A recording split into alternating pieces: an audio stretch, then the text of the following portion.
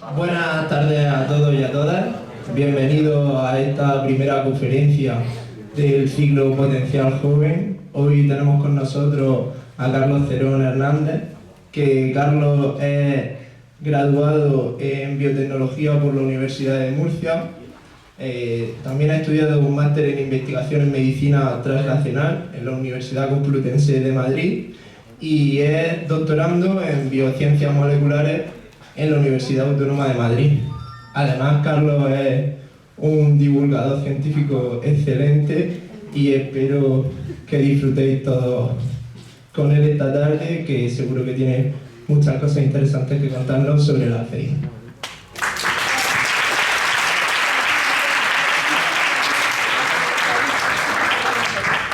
Bueno, espero poder mantener las expectativas de Antonio.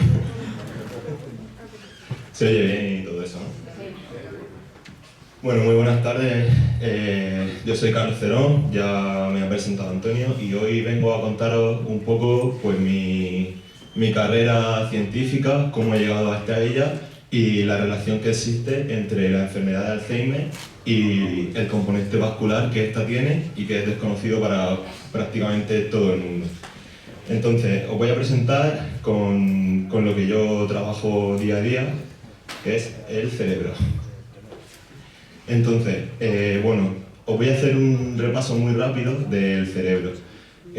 Principalmente lo que quiero destacar es que el cerebro es uno de los órganos más irrigados del cuerpo humano, es decir, que consume un volumen de sangre muy alto, porque las neuronas y todas las células que tiene alrededor necesitan muchísimo oxígeno y muchísimos nutrientes. Entonces, eso es lo que quiero empezar sentando y que se os quede en la cabeza. El cerebro necesita muchísimo oxígeno y muchísimos nutrientes. Vale, a partir de aquí voy a cambiar y voy a hablar de mí un poco y de cómo he llegado hasta esto. Bien,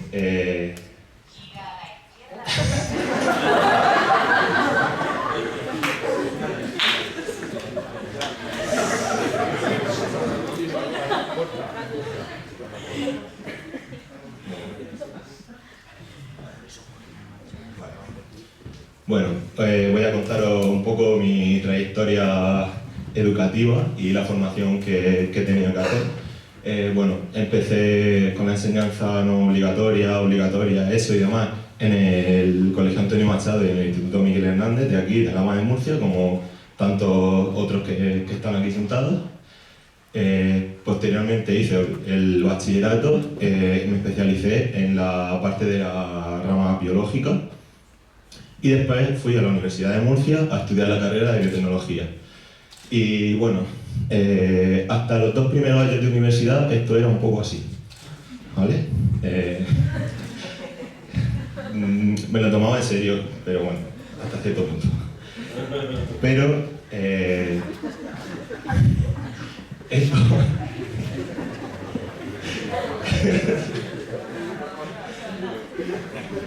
hasta que llegué a la universidad y al estudio de grado.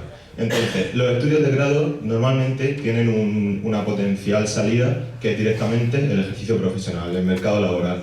Pero hay mucha gente, como yo, que decide hacer un máster y, bueno, yo me especialicé, o sea, hice mi carrera en biotecnología, que la biotecnología es una biología moderna con muchísimas ramas diferentes y en la carrera lo que te enseñan son unas bases para que después tú decidas a cuál de ellas quieres dedicarte, a qué biotecnología.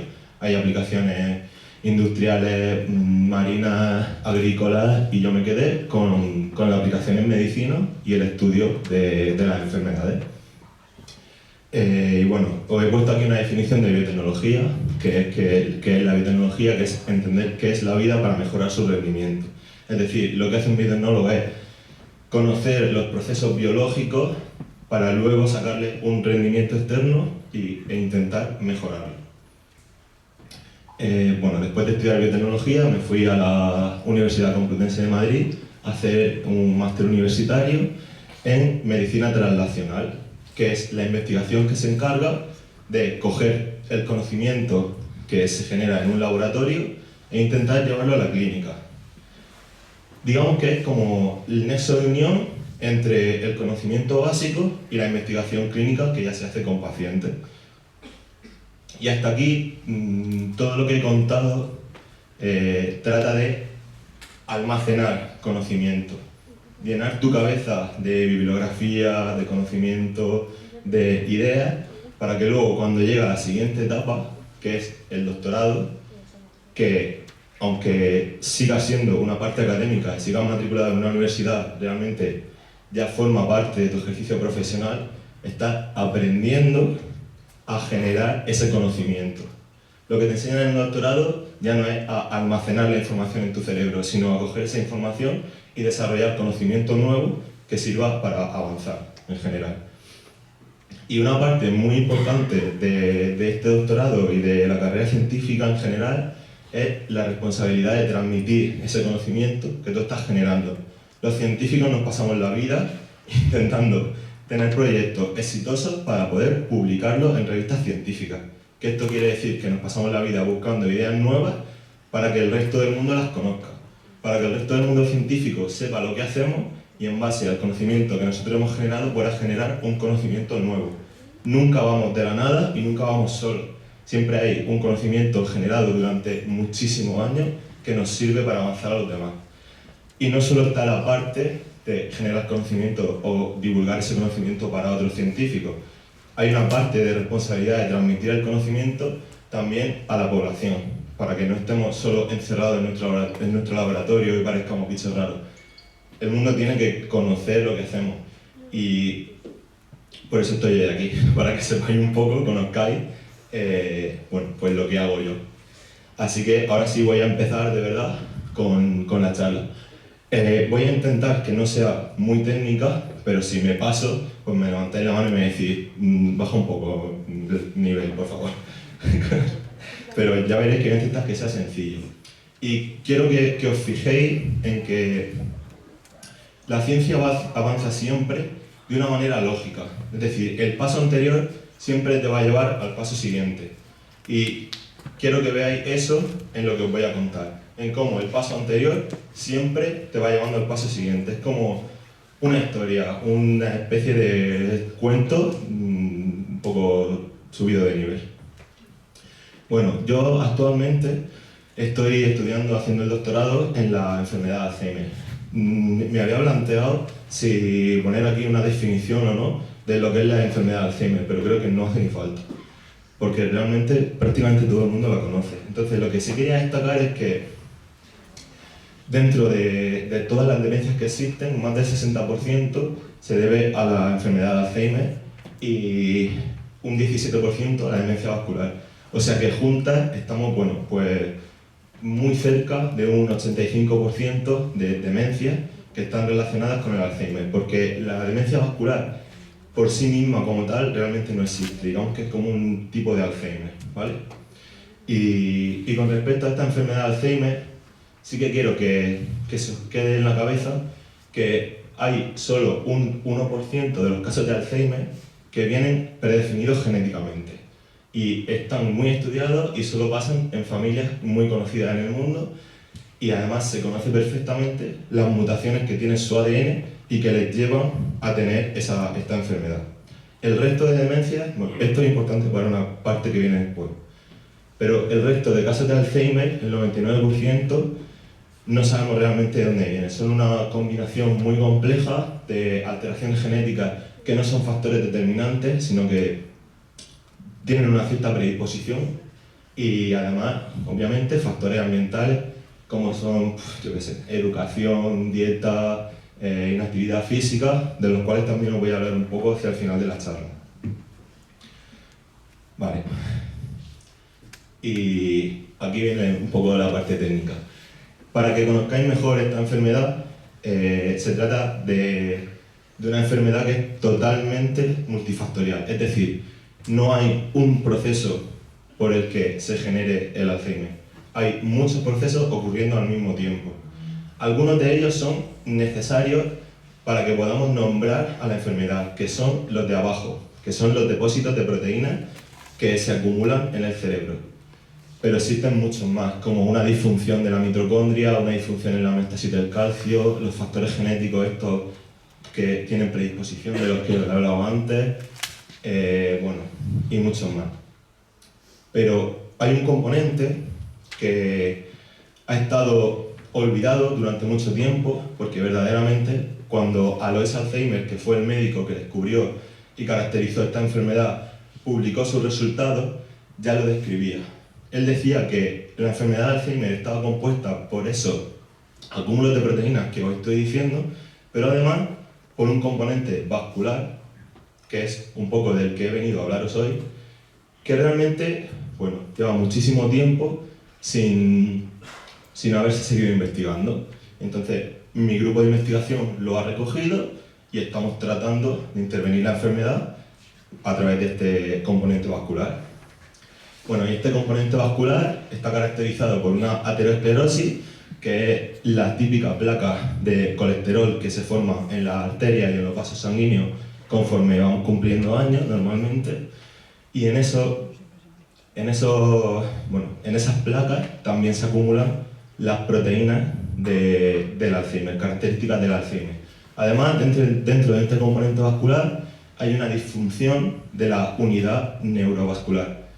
Esta unidad neurovascular es la que se encarga de coger todos esos nutrientes y oxígeno de la sangre que os he dicho que eran tan importantes para las neuronas y las células que hay alrededor, y transportárselas a la neurona para que tenga un sustrato. Además, hay una patología de pequeño vaso, hay un componente de hipoperfusión cerebral, es decir, que llega menos cantidad de sangre al cerebro, y otros más. Pero quiero que entendáis que hay un componente vascular y sanguíneo en esta enfermedad. Por eso la charla se llama Uniendo Cerebro y Corazón. Bueno, dentro de este componente vascular, y voy a ir poco a poco centrando el tema, existe un estado procoagulante. Esto es la cascada de coagulación. Este infierno que hay aquí es la cascada de coagulación. Entonces, muchos de los factores que afectan a la cascada de coagulación están alterados en Alzheimer, lo que quiere decir que se produce una coagulación innecesaria. Y ahora voy a dar detalles de esto. Pero de lo que quiero que os quedéis aquí es con esa parte final de la cascada de coagulación y con cómo se forma o por qué está formado más bien un coágulo, cuyos componentes principales son la fibrina, que es una proteína, y las plaquetas, que son células que están en nuestra sangre en circulación. En una persona normal, en todos nosotros, esta coagulación tiene un sentido biológico muy importante, que básicamente es no desangrarnos. Cuando se produce una herida en nuestro cuerpo, las plaquetas y los factores de coagulación de esa cascada actúan, coagulan una herida y la cierran para que no sigamos perdiendo sangre por esa herida. Como podéis ver, lo que se forma es una malla de fibrina de esa proteína en la que están metidas las plaquetas. Esos dos son los principales componentes de un coágulo. Y cuando tenemos una mala coagulación, un problema puntual de coagulación, dentro del cerebro lo que se produce es un ictus. Que creo que todo el mundo también sabe lo que es un ictus. Entonces se produce un evento coagulatorio muy rápido y muy grande en un vaso del cerebro. Ese vaso se cierra, la sangre deja de llegar y esa parte del cerebro no tiene ni oxígeno ni nutrientes.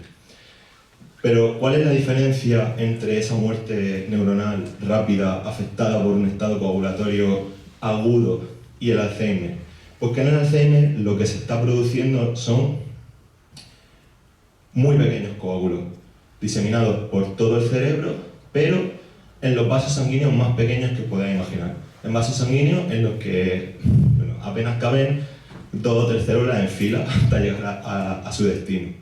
Entonces, si tenemos eventos coagulatorios muy pequeños por todo el cerebro, lo que vamos teniendo son parches muy pequeños de muerte neuronal, porque no le está llegando ni el oxígeno ni los nutrientes.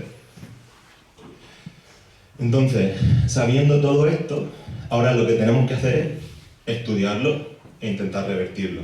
¿Y cómo podemos estudiarlo? Pues, como comprenderéis, no podemos coger a una persona y sacarle el cerebro para estudiarlo. Entonces, lo que hacemos los científicos es crear modelos animales de la enfermedad. En el caso del Alzheimer, los modelos más extendidos son los modelos de ratón, en los que cogemos a un ratón, que son además como eso, Y lo que hacemos, y aquí no me voy a extender mucho porque es una cosa muy técnica, pero en resumen lo que hacemos es coger a ese ratón, coger una de las mutaciones de ese Alzheimer familiar que estaba muy estudiado y que solo era un 1% de los casos, y se lo metemos en su ADN. Entonces lo que conseguimos es que el ratón desarrolle Alzheimer. Y además no es un Alzheimer espontáneo o esporádico como el que se suele producir en la mayoría de los casos, sino que es un Alzheimer controlado, que sabemos cómo funciona, que sabemos que va a estar sí o sí y que nos sirve para estudiar la enfermedad. Y si os fijáis, lo que se ve ahí a la derecha es un corte de un cerebro de un ratón y los puntitos marrones que se ven ahí son los acúmulos de proteínas que os he dicho que caracterizan a esta enfermedad. Y como podéis ver, pues están totalmente diseminados por todo su cerebro. Bien, ya conocemos la enfermedad, hemos cogido todo ese conocimiento anterior, tenemos un modelo donde estudiarla, así que continuamos. Bien, una de las cosas importantes aquí era demostrar que esos coágulos se estaban produciendo en el cerebro de esos animales. Así que lo que hicimos fue, con una técnica, intentar visualizarlo, porque los científicos vemos cosas que no se pueden ver a simple vista. Entonces, tenemos unos procesos y unas técnicas para poder sacar todo eso a la luz y poder verlo con nuestro ojo. Y como se ve aquí, lo que estamos viendo aquí es el extracto de proteína de un cerebro de un animal que no tiene Alzheimer y el que sí. Y como veis, su cerebro pues, está lleno de esa proteína que está cerrando esos vasos sanguíneos. Y además, a ver si se ve, estos ratones coagulan de manera espontánea y mucho más rápida que un ratón normal. Entonces, lo que estamos viendo sería un vaso sanguíneo del cerebro de un ratón vivo, funcionando. Ahora vais a ver cómo coagula todos esos puntos negros el cerebro de un ratón normal cuando le producimos un daño. Y el siguiente vais a ver cómo coagula el cerebro de un ratón que tiene Alzheimer. ¿Vale? La diferencia es enorme y muy clara. Y si no, lo podéis ver en esta gráfica, que hay una diferencia muy grande entre la velocidad y la manera de coagular de un ratón que tiene Alzheimer y uno que no. Pero aquí hay una parte muy importante, que es que frente a esta coagulación espontánea y rápida, tenemos tratamiento. Y lo usamos todos los días, que son los anticoagulantes, ¿vale? Entonces, anticoagulantes que todos conocéis, como el Sintrón, el Adiro, etc., que lo que hacen es intervenir en la cascada de coagulación para frenarla. Así que lo que propuso nuestro grupo de investigación fue, pues si tenemos este animal, este ratón, que le está pasando esto, vamos a intervenirlo con anticoagulantes, a ver si mejora su estadio, su enfermedad. Así que le dimos una dieta que contenía esos anticoagulantes y el ratón mejoró. El ratón mejoró hasta el punto de que su ratio de supervivencia creció hasta asimilarse al de un ratón que no tenía Alzheimer, la cantidad de acúmulo de proteína en su cerebro disminuyó hasta prácticamente la de uno que no tenía Alzheimer, y además ese ratón no tuvo pérdida de memoria, porque los ratones también tienen memoria, evaluamos su memoria y estos animales a los que tratamos con los anticoagulantes no perdieron la memoria. Y voy un paso más allá. Sabemos que esta anticoagulación, como ya os he dicho, se utiliza en humanos de manera habitual.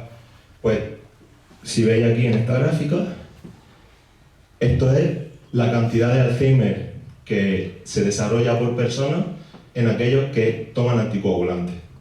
Los que toman anticoagulantes son este grupo de aquí. En las personas que están anticoaguladas existe un riesgo de un 60% menos de desarrollar la enfermedad de Alzheimer. Es decir, que sabemos que está funcionando.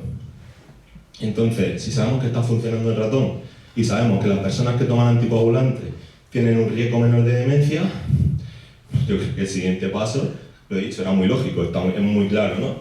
Vamos a tratar con anticoagulantes a las personas que tienen Alzheimer. Bien, entonces dijimos, genial, vamos a tratar a esas personas que tienen Alzheimer con anticoagulantes.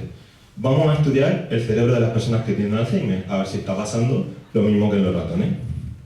Pues bien, aquí empezó el primer problema. El primer problema y el problema real, que es que no todas las personas que tienen Alzheimer tienen fibrina, tienen coágulos en su cerebro.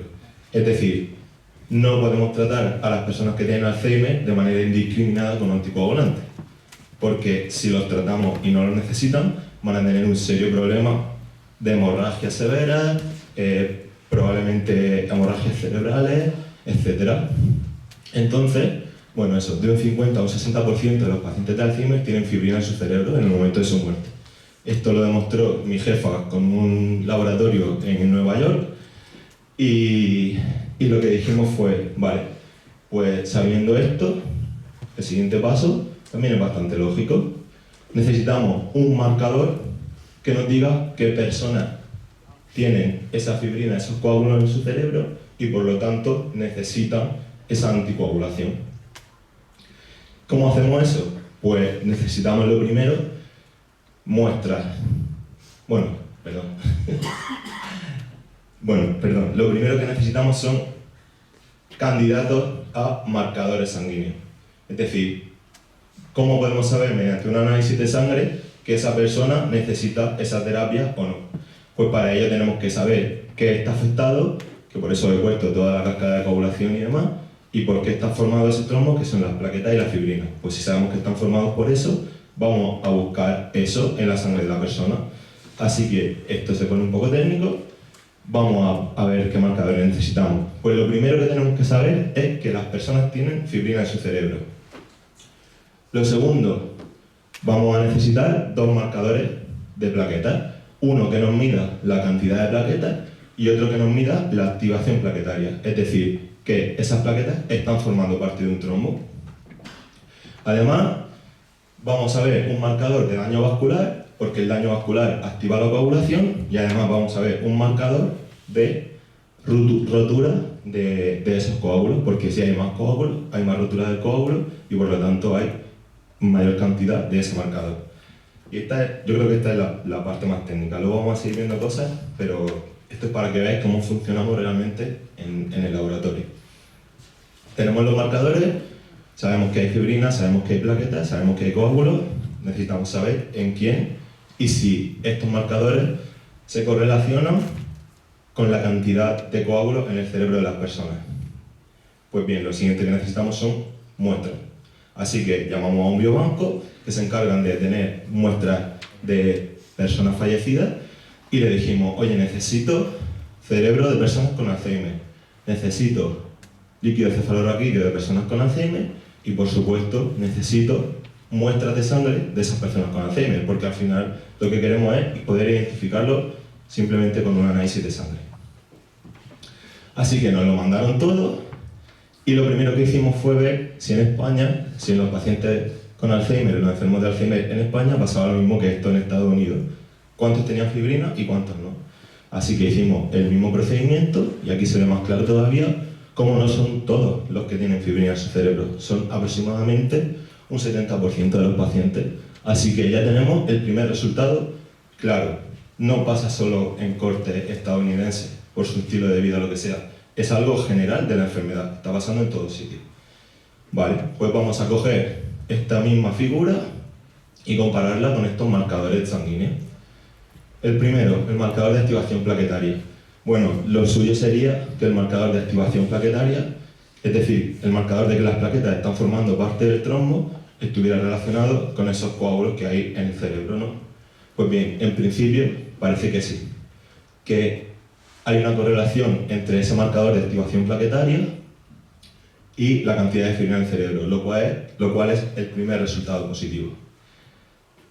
Además, bueno, vemos que el marcador de cantidad de plaquetas no correlaciona, es decir, que el hecho de tener más plaquetas o menos no está relacionado con esos coágulos, sino que las plaquetas necesitan estar activadas y formando parte de esos coágulos. Y por último, el factor de daño vascular tampoco está relacionado, es decir, que no es una condición necesaria para que se esté formando esto. Por lo tanto, tenemos las siguientes conclusiones y paso a seguir dando. El primero, hemos confirmado la presencia de fibrina cerebral en un grupo de pacientes con enfermedad de Alzheimer. El segundo, y el más alentador, que la activación plaquetaria parece correlacionar con esa cantidad de fibrina. Y el siguiente, que los otros marcadores parece que no. Por lo tanto, estamos siguiendo un buen camino y lo que tenemos que hacer es ver si está pasando en un mayor número de personas, porque no podemos decir que esto está pasando en todo el mundo solo mirando el cerebro de 13 pacientes. Repetir los experimentos, por supuesto, una y otra vez para confirmar lo que hemos visto y probar otros marcadores distintos que probablemente tengan aún más relación y sean más potentes. Bueno, eso con respecto al marcador en sangre humana. Lo que quiero que llevéis de aquí, de esta parte, es que estamos trabajando en ello, estamos avanzando y tenemos un candidato a marcador para poder discernir esos pacientes que necesitan la terapia y los que no. Pero claro, no se puede trabajar solo en una línea. No podemos trabajar solo con una hipótesis en un laboratorio, porque imaginaos qué hubiera pasado si esto falla, que además es lo normal, que la hipótesis o la idea que tú tienes en tu cabeza, pues luego a lo mejor realmente no tiene por qué ser así. Pues lo que hacemos es trabajar con una línea de contingencia, con un segundo plan, con un plan B, que en nuestro caso es un marcador por imagen. ¿Qué significa esto? Pues que si no somos capaces de verlo simplemente con una muestra de sangre, que es algo muy sencillo y muy poco invasivo, pues a lo mejor tenemos que ir a un nivel superior e intentarlo con una técnica más potente, pero que nos pueda enseñar lo mismo que pretendíamos ver. Y para esto lo que vamos a usar son los ratones que tienen Alzheimer, porque necesitamos desarrollar primero esta técnica y obviamente esto no podemos hacerlo con un humano, porque sería muy agresivo e innecesario teniendo un modelo animal. Así que voy a hacer un resumen de lo que os voy a enseñar y luego me voy a poner un poco técnico otra vez. Vale, sí pasa la diapositiva. Vale. Bien, pues como ya os había dicho antes, lo que tenemos es un ratón que tiene un cerebro, que tiene Alzheimer y que tiene coágulos de fibrina dentro de los vasos sanguíneos de su cerebro. Así que lo que vamos a desarrollar es una sonda que se la vamos a inyectar al ratón por vía intravenosa, es decir, pinchándole simplemente en la cola, igual que a nosotros nos pinchan en el brazo o donde sea. Y ese marcador va a llegar por la sangre hasta los vasos sanguíneos del cerebro de ese animal y se va a pegar en esos coágulos de fibrina. Se va a quedar ahí y entonces vamos a ser capaces de verlo. Otra vez estamos intentando ver algo que no se puede ver a simple vista a través de una técnica de laboratorio. Y además es una técnica que se utiliza en humanos, en clínica, de manera muy habitual. Lo que pasa es que esta sonda todavía no existe, no está comercializada y no se ha probado en humanos, por eso la estamos desarrollando en animales.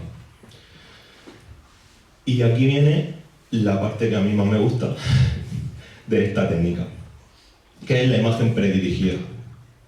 La imagen predirigida consiste, se apoya en una química que se llama química click, que está formada, y además es súper sencilla, que está formada por dos moléculas. Son dos moléculas distintas que en condiciones fisiológicas, es decir, que en condiciones del cuerpo humano o del cuerpo de un ratón, literalmente hacen clic y se unen por un enlace covalente. ¿Vale? Esas dos moléculas dentro del cuerpo se unen de manera muy fuerte. Esa unión es muy específica y es muy difícil de romper. Así que, ¿qué vamos a hacer? Pues vamos a coger esa ventaja y utilizarla. Así que esa primera molécula la vamos a unir a un anticuerpo que se va a unir a las plaquetas. Ya tenemos la primera parte cubierta. Ya estamos teniendo una molécula y un anticuerpo que van dirigidos a los trombos. Pero estos anticuerpos y estas moléculas no podemos verlas, necesitamos verlas. ¿Y cómo los vamos a ver? Pues usando esta segunda molécula. Entonces, para ver esta segunda parte, lo que vamos a utilizar son unas nanopartículas de hierro con un núcleo de galio radiactivo. Ojo ahí, ¿eh? Es increíble. Entonces, estas nanopartículas tienen unida esta segunda molécula. Y de aquí con lo que quiero que os quedéis es que estas dos moléculas, una vez que las metamos, van a hacer clic y se van a juntar dentro del cuerpo humano o dentro del cuerpo del ratón. Así que vamos a diseñar un experimento. ¿Cómo podemos ver esto? Pues bueno, ya lo he dicho. Primero, esta técnica de imagen se apoya en la radioactividad. Es decir, va a llegar la primera molécula, se va a unir, va a llegar la segunda molécula radioactiva y ese cerebro va a emitir radioactividad si se ha unido esa segunda molécula. Y esto parece una locura, pero se usa en clínica a diario, con un montón de sondas diferentes. Es decir, esto está en todos los hospitales, este tipo de técnica, y por eso nos decidimos por ella, porque es fácilmente aplicable y no habría que construir maquinaria nueva ni nada del estilo, simplemente utilizar lo que ya existe. Así que, como he dicho, lo que vamos a utilizar es un átomo de galio radiactivo. ¿Por qué un átomo de galio radiactivo y no otro? Pues porque el galio tiene una vida media muy corta, de solo 68 minutos. Esto quiere decir que su actividad radiactiva se extingue muy rápido, así que los problemas que puede acarrear la radiactividad no los vamos a tener, porque se va a perder tan rápido que no nos va a afectar. Es decir, este átomo en cuestión de 4 horas ya es como si no te lo hubieran puesto, ya es como si no lo hubieras pinchado, y además se va a poner en cantidades bastante bajas. Así que, ¿qué hacemos? Pues bueno, cogemos esta primera molécula y se la inyectamos al ratón. Dejamos que esté 24 horas en circulación en el cuerpo del animal, así que se va a unir a los tromos de su cerebro. Como se va a unir a los tromos de su cerebro, la que se haya unido se va a quedar fija y la que no se haya unido se va a perder. Así que ya tenemos una sonda muy específica, que ha tenido 24 horas de especificidad, de dar vueltas en el cuerpo de ese animal para quedarse ahí fija. Y posteriormente, al día siguiente, lo que vamos a hacer es inyectarle la segunda parte, la parte radiactiva. Como esa primera molécula la segunda molécula se iba a fijar muy rápido y muy fuerte a la segunda, pues ya no necesitamos mucho tiempo de circulación ni una radiactividad fuerte, y con solo 2 horas de circulación de esa segunda molécula vamos a tener las dos moléculas unidas dentro del cuerpo del animal. Así que, así. Bueno, esto que os estoy contando está genial y parece una maravilla, pero os estáis creyendo que funciona porque os lo estoy diciendo yo. Así que una de las cosas más importantes que tenemos que llevar dentro de este tipo de experimentos es un control positivo. ¿Qué control positivo podemos llevar? Pues el que os he dicho al principio. Si un ictus es un trombo rápido, agudo y grande, seguro que usando estas moléculas lo vamos a poder ver. Entonces lo que hacemos es generarle un ictus a un ratón y su cerebro brilla en verde, literal. Así que sabemos que funciona. Estamos viendo ese trombo en el cerebro, ¿no? Bueno, pues haciendo esto con un número de ratones, en los que tienen Alzheimer no se ve. No hay una diferencia entre los que tienen Alzheimer y los que no. No se ve a simple vista, pero los científicos vemos cosas que no se ven a simple vista. Así que lo que vamos a hacer es cuantificar la radiación que hay en ese cerebro. Y aquí sí hay una diferencia. Es decir, el cerebro de un ratón que tiene Alzheimer brilla más.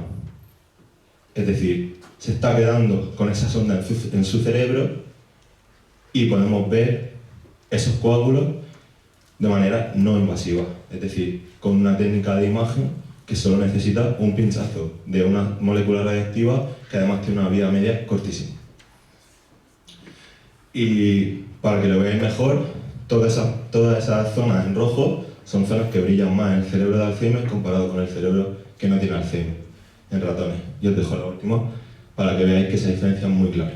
O sea que tenemos un resultado positivo. Teníamos un indicio de resultado positivo en el marcador sanguíneo en humanos y tenemos un resultado positivo en el marcador por imagen en ratón. Así que parece que está funcionando el plan A y parece que está funcionando el plan B. Así que tenemos que seguir con ello. Y de esta parte hay unas conclusiones que son, bueno, que las sondas que sintetizamos son funcionales porque funcionan en el control positivo, que los animales con Alzheimer tienen una mayor acumulación de la sonda en su cerebro pero que no podemos verlo a simple vista. Es necesario cuantificar esa captación. Y los siguientes pasos pues, son incrementar el número de animales, repetir los experimentos con animales más jóvenes para ver hasta dónde podemos llegar hacia atrás.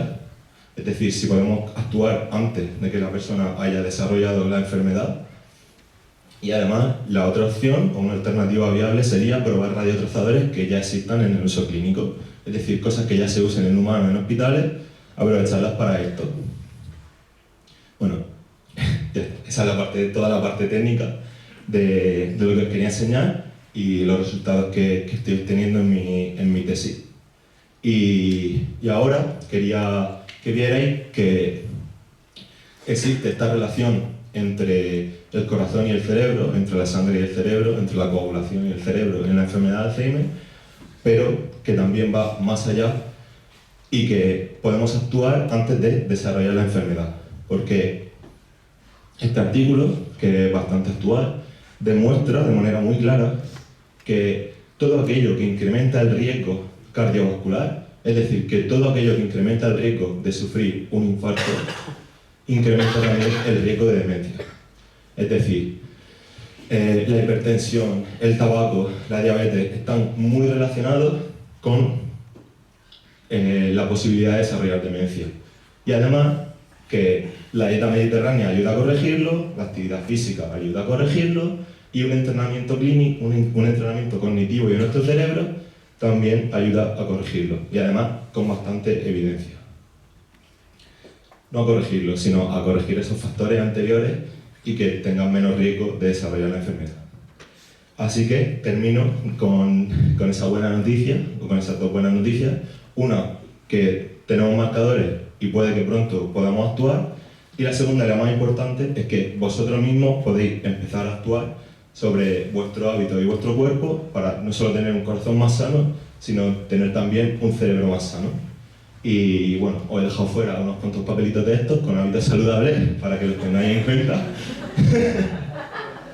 Podéis recogerlos a la salida por esta puerta.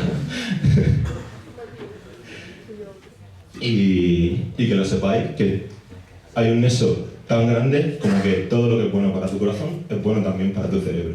Y todos conocemos los riesgos cardiovasculares y todos sabemos cómo corregirlos. Así que puede que no solo estemos corrigiendo el riesgo cardiovascular, sino también el riesgo de tener enfermedad de Alzheimer. Y bueno, por último quiero presentar a mi grupo de investigación, a mi jefe supremo, el Dr. Valentín Fuster, el centro donde investigo, que es el Centro Nacional de Investigaciones Cardiovasculares en Madrid, y bueno, dar las gracias a los colaboradores y a toda esa gente que es la que paga por estos experimentos, que realmente bueno, son prácticamente lo más importante, porque sin financiación no hay proyecto, no hay experimento, y no estaré haciendo ninguna tesis. Así que, nada, esto. Muchas gracias.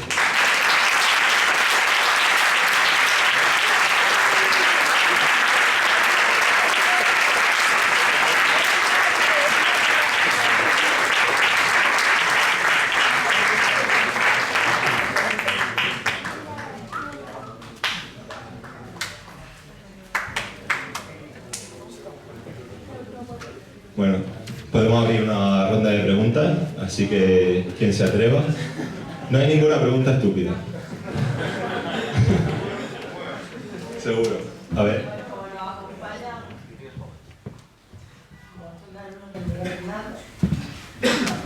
Que un poco han venido por su afán investigador. Son casi todos alumnos del bachillerato de investigación. Y bueno, pues se encuentran con muchas dificultades cuando empiezan a plantearse los proyectos que están desarrollando. Háblale un poco sobre las dificultades que te encuentras, la carrera investigadora, cómo se pueden solventar, un poco para darle ánimo porque algunos están ahí nerviosos. Igual hace falta alguien que me dé ánimo a mí también.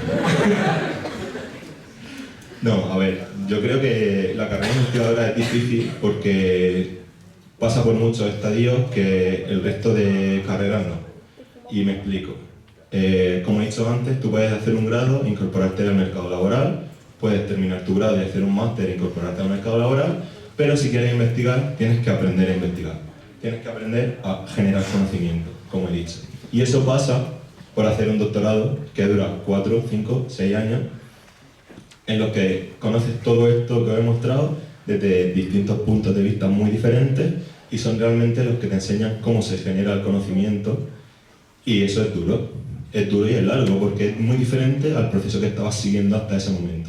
Entonces, mi idea es que no se desanimen, que si esto te gusta, en una manera asequible, que no conozca a nadie que quiera hacer el doctorado y no lo haya hecho, es una manera asequible de aportar un grano de arena en lo que sea, en Alzheimer, en ictus o en el estrés hídrico de las plantas o en lo que sea, porque esto es necesario, pero no solo, hay muchísimas otras cosas en las que se puede aportar.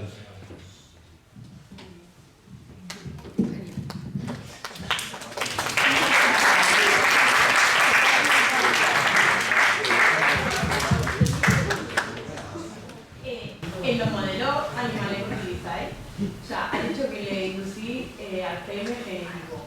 Sí. Entonces, a mí me queda la duda de si cuando tú induces ese Alzheimer por un factor genético, aunque tú consigas corregir los coágulos, seguirá teniendo un defecto genético ese ratón que le seguirá produciendo el Alzheimer. Correcto, sí.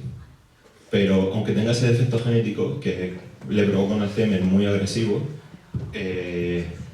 aunque se sigan generando esas proteínas y esa malformación, lo que estamos viendo es que con esta terapia se corrige. Es decir, se sigue generando continuamente, pero somos más rápidos y mejores corrigiendo de lo que se está generando. Pues yo te quería dar la enhorabuena por el trabajo y por la presentación.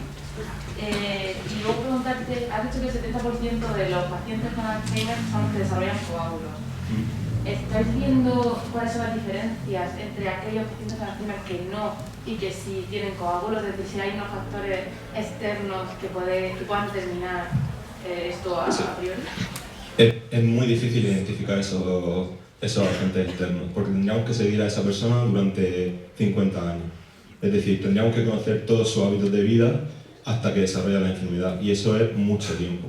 Entonces, realmente no es que no merezca la pena y no es que no se esté haciendo, porque se está haciendo, pero si podemos ser más rápidos, tenemos que intentarlo. Y realmente a lo mejor estaría bien corregir esos factores externos, pero si tenemos una terapia puede ser incluso más eficaz que corregir esos factores externos, que nunca van a ser algo determinante al 100%.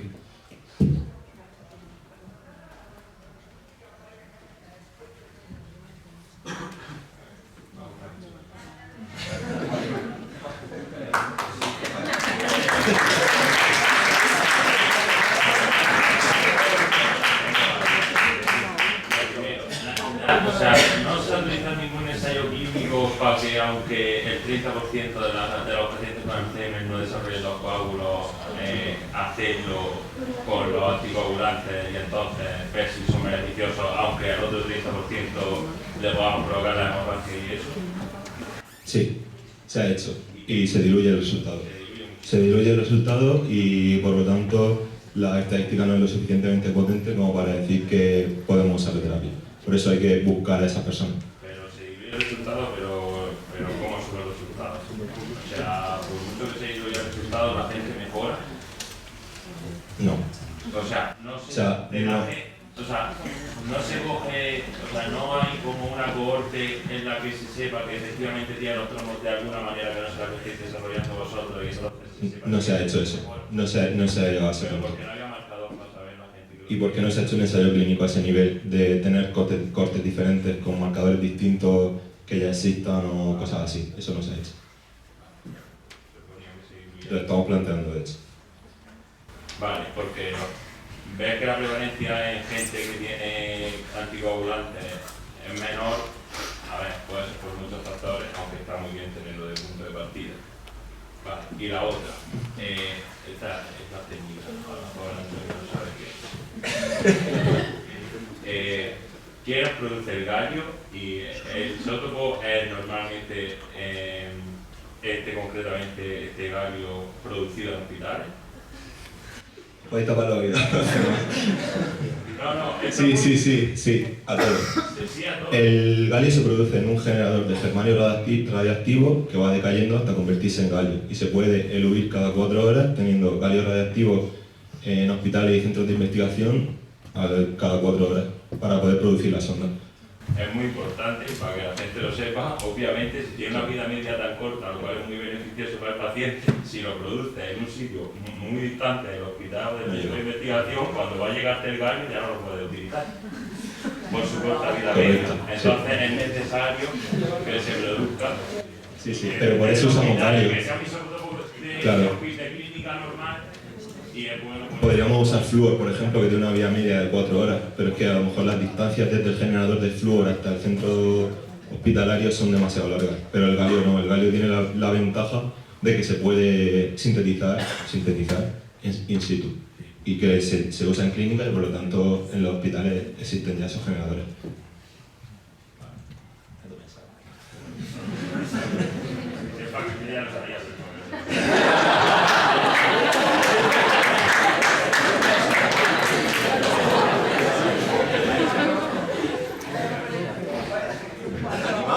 Un poco también, Cuando la molécula que se cría, aprovechando que está aquí en vacía, no puede decir si eso estaba relacionado con la investigación que yo estaba haciendo, que nos contaste el año pasado.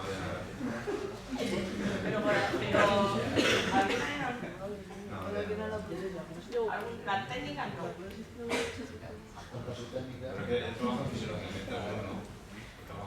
Pero bueno, eso era una molécula... Claro, esto lo ha desarrollado un químico y de hecho siguen desarrollando nuevas moléculas de química Glick. Claro. O sea, estas son las primeras y las que más se usan, pero hay más y mejores también. Todo aquello, si preguntan, a lo mejor desde un punto sube un punto.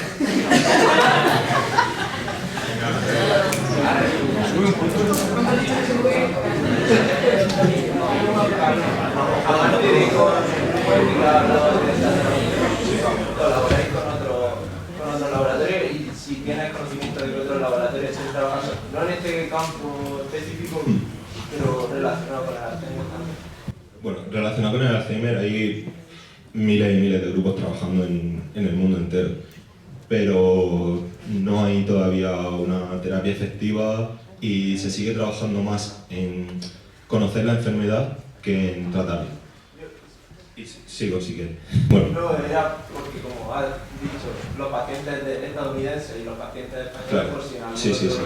Claro. se sabía ya. Eso es. Este proyecto lo comenzó mi jefa, mi directora de tesis, en su laboratorio, en un laboratorio que tenía en Estados Unidos, y llegó hasta ese punto, hasta ese paso de conocer esa corte en Estados Unidos y en analizar esos cerebros de esos pacientes de allí.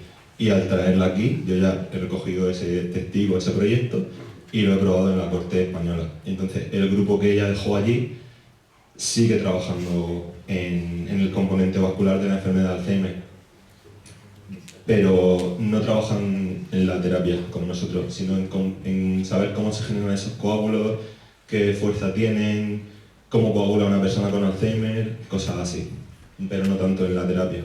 Y nosotros colaboramos con muchísimos grupos, tanto dentro del centro de investigación como fuera. Solo para el marcador en sangre ya estamos colaborando con un biobanco entero de un centro de investigación diferente. Y para el marcador de imagen hay una persona que hace las moléculas, un laboratorio que hace las moléculas, un laboratorio que hace la sonda radiactiva, un laboratorio que hace la imagen y nosotros que coordinamos todo, ponemos los ratones y ponemos la idea. O sea, estamos siendo 4 diferentes y el control positivo lo hace un quinto. O sea, esto no va ni de una persona ni de un grupo de investigación. El trabajo es colaborativo a unos niveles enormes.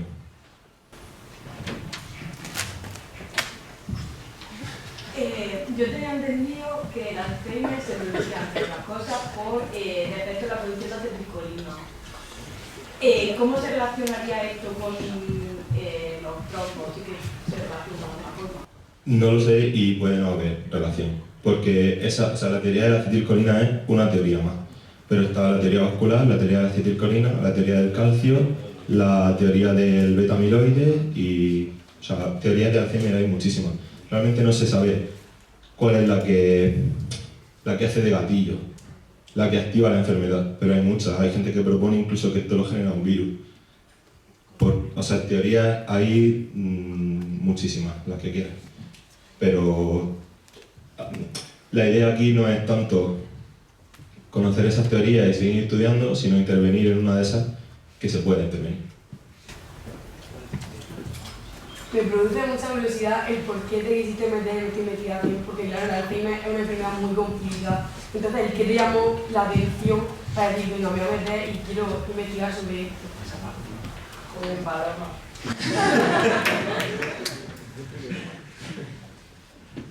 Pues no ha sido una decisión clara y súper directa, es decir, no es un camino que uno lleve pensado desde que está en cuarto de la ESO. O sea, esto va llegando. La biotecnología llegó y me gustó y la hice, y yo siempre había estado muy interesado por el cerebro humano, así que sabía que quería hacer algo que estuviera relacionado. Hice el máster en medicina translacional y dentro del máster en medicina translacional hice la especialidad en neurociencia. Entonces ya iba siguiendo un camino, y dentro de ese máster hice el trabajo final de máster en un grupo en el Hospital 12 de Octubre en Madrid que trabajaba en Alzheimer, y ahí lo descubrí simplemente. ¿Y cómo llegué a este proyecto? Es literal una oferta de trabajo. El doctorado es un trabajo. O sea, hace unos años o hace ya tiempo se consideraba práctica, era diferente, pero a día de hoy el doctorado es un trabajo. Y yo vi esta oferta, vi que me gustaba el proyecto, vi que era un laboratorio muy potente y mandé mi currículum y me cogieron. Y así he llegado hasta aquí. O sea, y si me hubiera dado por el cáncer de pulmón, pues hubiera presentado otra charla. Pero realmente las inquietudes que uno tiene son las que le van guiando en ese camino.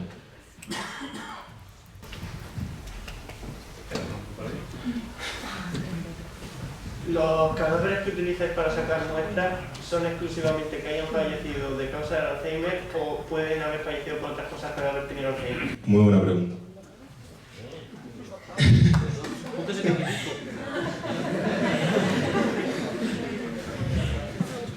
Son de personas que hayan fallecido exclusivamente por Alzheimer.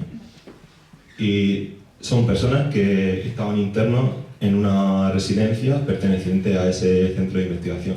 Una residencia pública en la que se selecciona a personas que pueden ser candidatas por el estadio de su enfermedad y demás, y que se le hace un seguimiento hasta el final de sus días. Y no solo hay una muestra de sangre, hay muestras de sangre cada 4 meses, hay imagen de resonancia magnética, hay líquido cefalorraquídeo, hay un montón de muestras de estas personas que realmente ellos mismos o sus familiares de manera totalmente altruista han decidido contribuir en que los demás sepamos cómo funciona la enfermedad.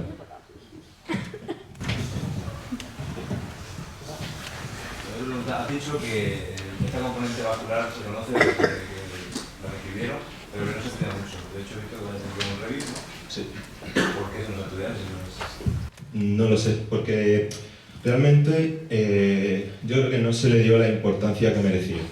Porque los investigadores se han centrado mucho en lo que creían que era la causa de la muerte neuronal, que son esos acúmulos de proteínas que están en el cerebro de esas personas, y esos sí que están en el 100% de los pacientes de Alzheimer, y que de hecho es una característica contingente y necesaria para decir que esa persona tiene Alzheimer. Si no tiene esos acúmulos de proteínas, puedes tener demencia, pero nadie lo va a llamar Alzheimer. Entonces, las investigaciones han ido en ese camino, en el camino de esos acúmulos proteicos que no son parte de los coágulos. Y de hecho, lo que Alois Alzheimer describió en su artículo inicial fue la aterosclerosis de las arterias cerebrales, de las que llevaban la sangre al cerebro, no de los pequeños vasos que son los que estamos estudiando nosotros. Y realmente esa arteriosclerosis sigue estando ahí. Es decir, se ven en muchos de estos pacientes acúmulos de placa en las carótidas, en el círculo de Willis y en otros puntos que llevan la sangre al cerebro. Por eso tan importante el factor cardiovascular, porque si cuidamos las arterias también vamos a estar cuidando el suministro de sangre que está llegando a nuestro cerebro.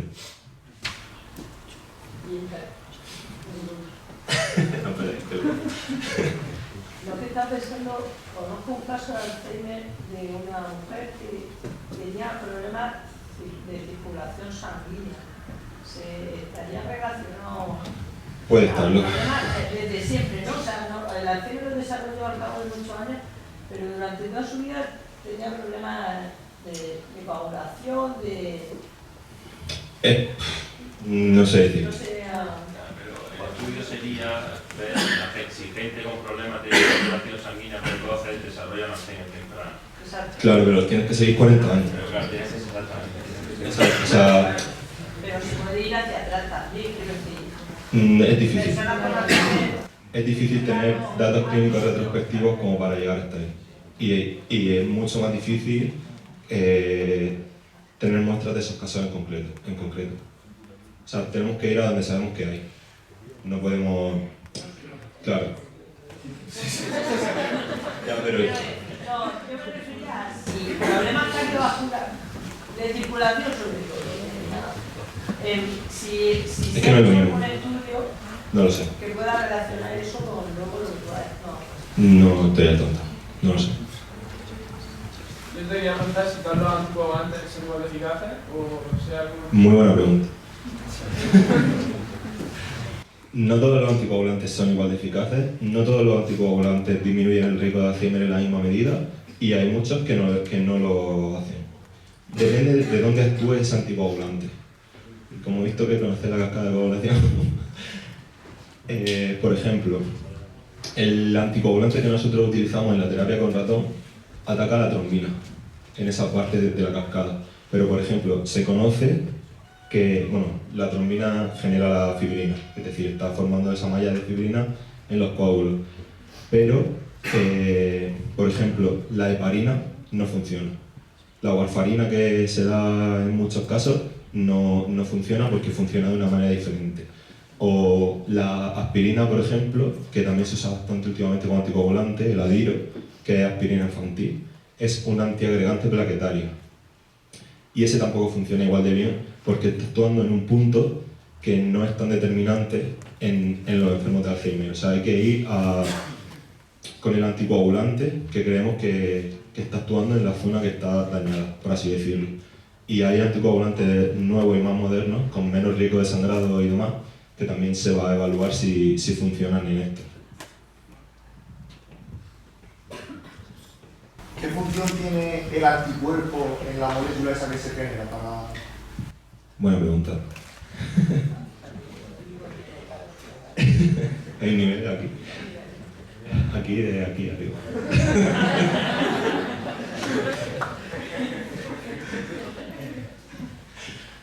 Los anticuerpos son moléculas que se unen de manera muy específica a su antígeno de unión.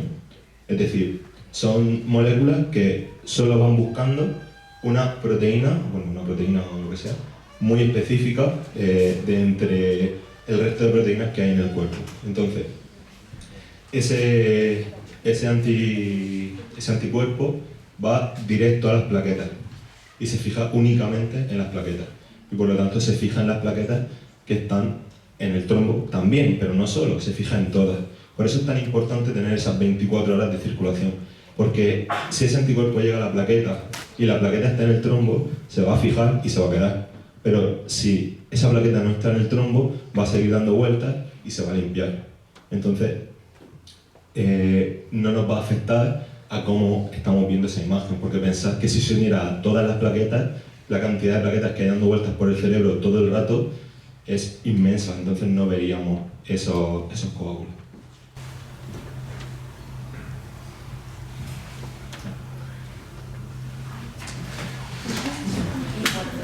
¿Cuánto tiempo se tarda en este caso? Bueno, los experimentos estos nuevos que se empiezan a hacer, para aplicarlo, nosotros todavía tenemos buena expectativa.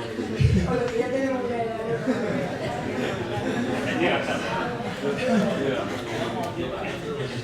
Pues depende mucho de los resultados que vayamos teniendo y demás, y de la velocidad con la que se desarrollen los marcadores, porque nosotros hemos tenido suerte con la hipótesis y ha funcionado, pero podría no haber funcionado.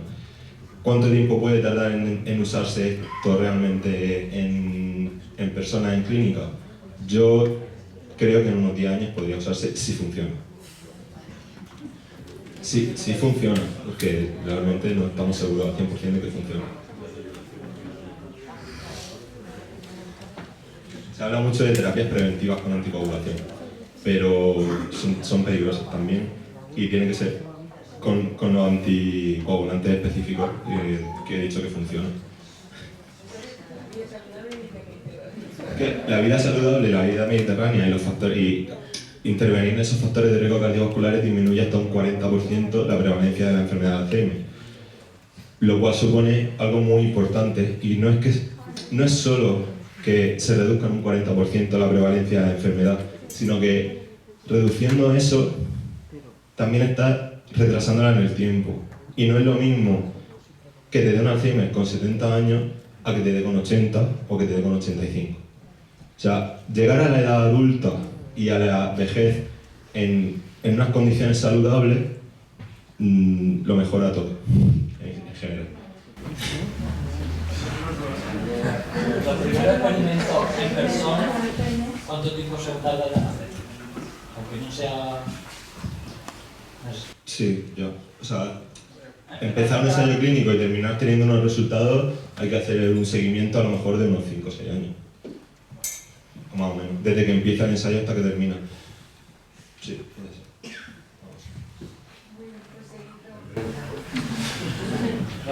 Pero los de la Alzheimer familiar se curan. No. Ya. Pero el Alzheimer familiar es... No funciona así. Porque estos ratones tienen 3 mutaciones distintas de 3 familias diferentes. Por eso tienen un Alzheimer tan sumamente agresivo. No es que tengan un gen, es que tienen el gen mutado en 3 posiciones distintas. Por eso tienen un Alzheimer tan agresivo y tan fuerte. Y realmente esta parte de la fibrina podría darse solo en los ratones y no pasar en los humanos. Por eso hay que demostrar después también qué pasa en las personas. Porque los modelos son modelos. Sí, pero no eran anticoagulantes a los pacientes de la sociedad. No lo sé. Y yo creo que no, porque realmente está muy caracterizado. Y está feo, pero se suelen extinguir esas líneas. Porque una vez que tú sabes que te va a pasar con 40 o 45 años, esa gente normalmente de manera voluntaria decide no tener hijos porque estás transmitiendo esa herencia genética. Y, o sea, si alguien tuviera eso ya lo sabría desde el primer momento porque sería algo que pasa en su familia de siempre. Muchas gracias, Carlos, por tu predisposición para estar esta tarde aquí, por acercarnos un poquito más a esta terrible enfermedad que a veces la tenemos muy cercana a nosotros, pero que no la entendemos y que la vemos muy lejos. Está claro que la investigación, la ciencia es el único camino para mejorar la calidad de vida de estas personas y para en un futuro poder vencerla. Gracias a todos también por estar hoy aquí con nosotros, por arropar a Carlos. Y os recuerdo que el próximo miércoles, día 18, a esta misma hora, a las 8 de la tarde, aquí en la Casa de la Cultura, tendremos otra interesante charla con Mercedes García Montalbán, ingeniera química. Gracias a todos por estar aquí. Gracias a Carlos.